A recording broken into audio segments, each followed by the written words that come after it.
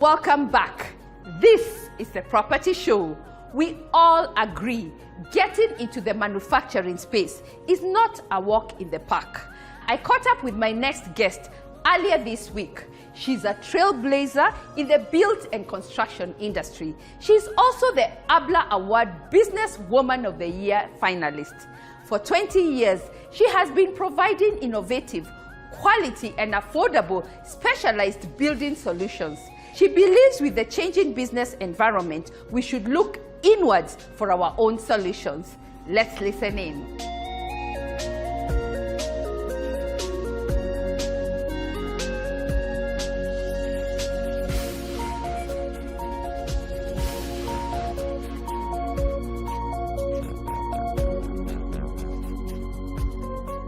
Thank you so much, Winnie, for inviting us yet again in this beautiful place, and congratulations for being in this business for 20 years.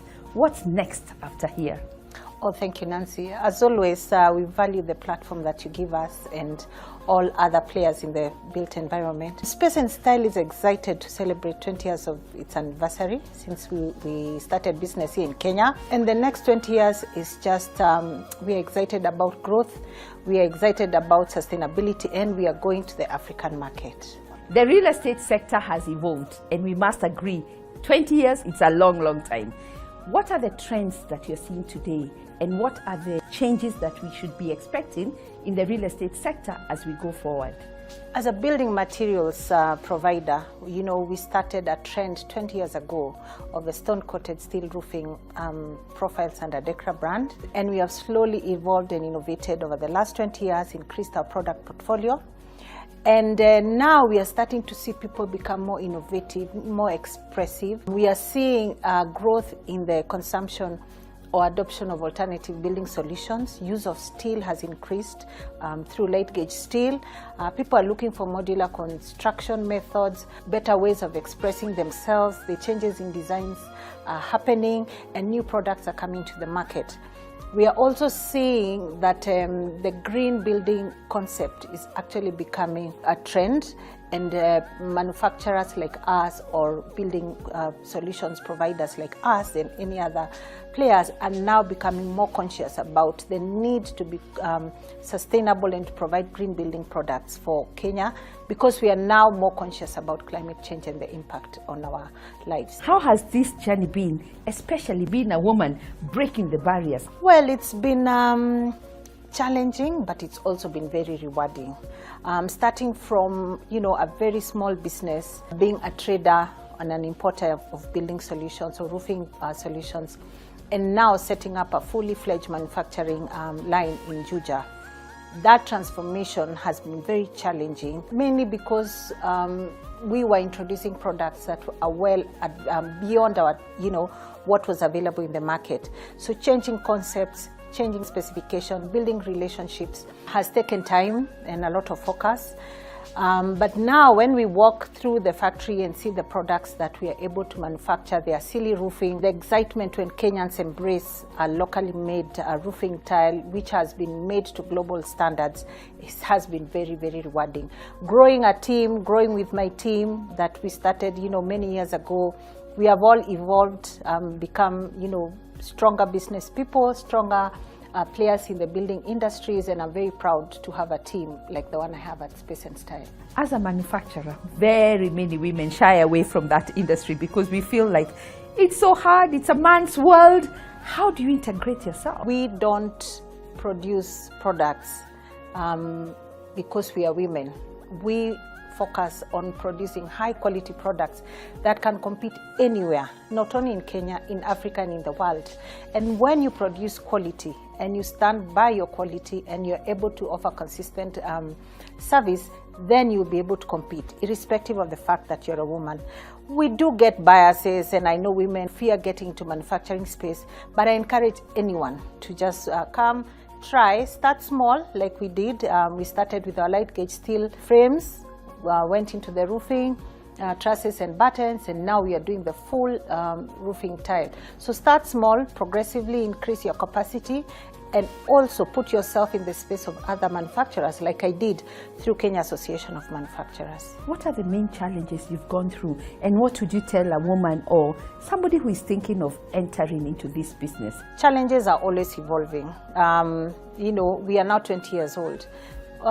When we started off, of course, we had challenges of, manpower, systems, structures, building our brand, getting access to finance, even financial literacy. So those are challenges you start off with as a business. As you grow bigger and a bit more established, the challenges change to other, challenges related to regulation, to compliance. Then you have to up your, access to information, logistics, supply chain issues. We all experienced this, a major setback during COVID because we had a lot of challenges with disruptions in supply chain.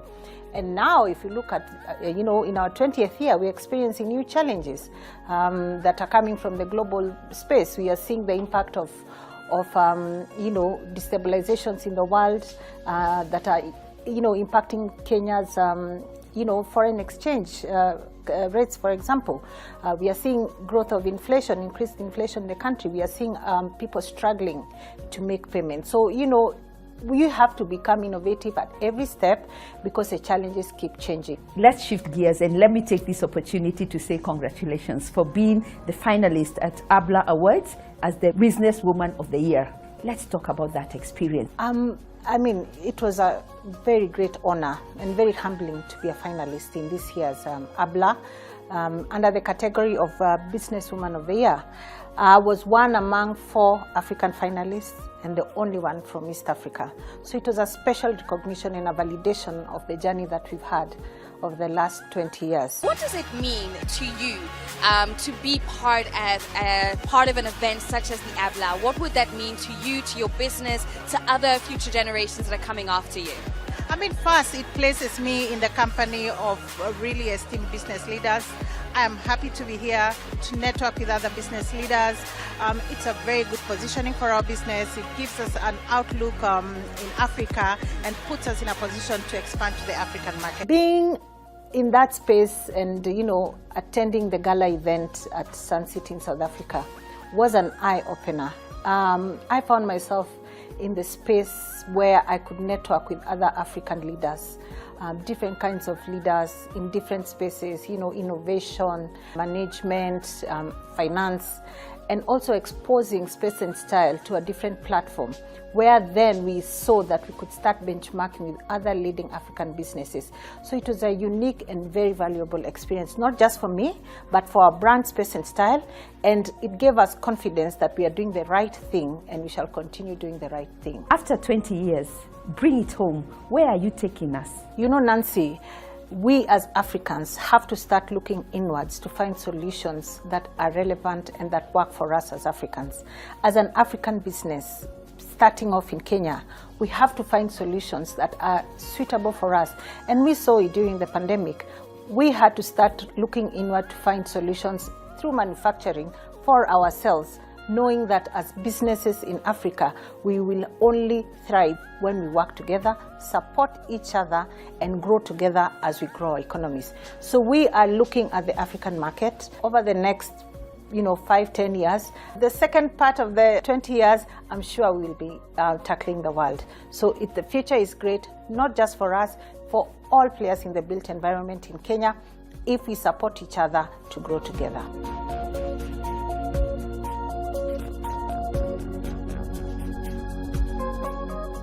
Let me echo what Winnie has said. In business, challenges keep changing.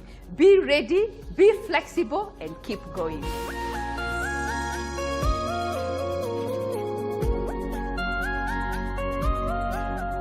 Coming up, the accessory spot with tips on upgrading the outdoor space.